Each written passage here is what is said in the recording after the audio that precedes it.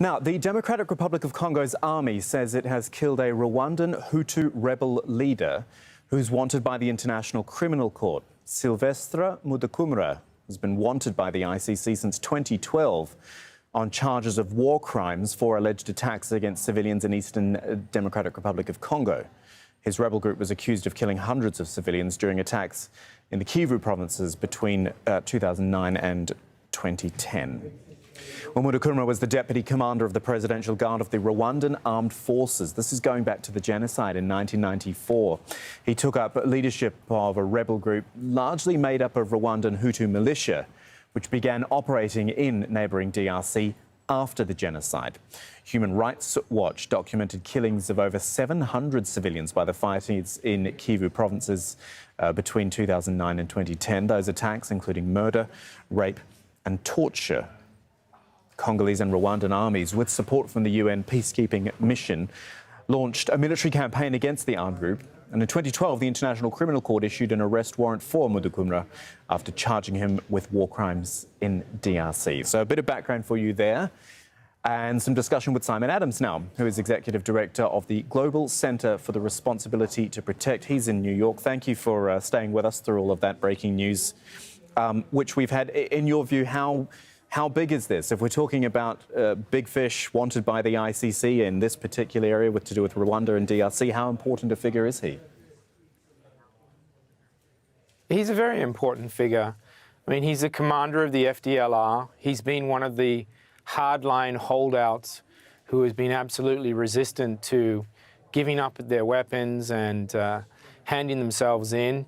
They control, although a very limited amount of territory now in the DRC because of all the efforts that have been taken against them. They still pose a real and direct threat to civilians. They have a long history of carrying out ethnic massacres, of recruiting child soldiers, of arms trafficking, of sexual violence, of almost every international crime that you can imagine. And of course, as you mentioned in your lead-in, this particular individual has a history that goes all the way back 25 years to being a senior commander of the Rwandan Armed Forces during the genocide against the Tutsi in that country in 1994. So yes, it's a very big deal that he's lost his life. It's important. I'd like to build on that, going back to Rwanda 1994. We're actually looking at some pictures from there. It's such a horrific moment in history, something which so many have said must never happen again.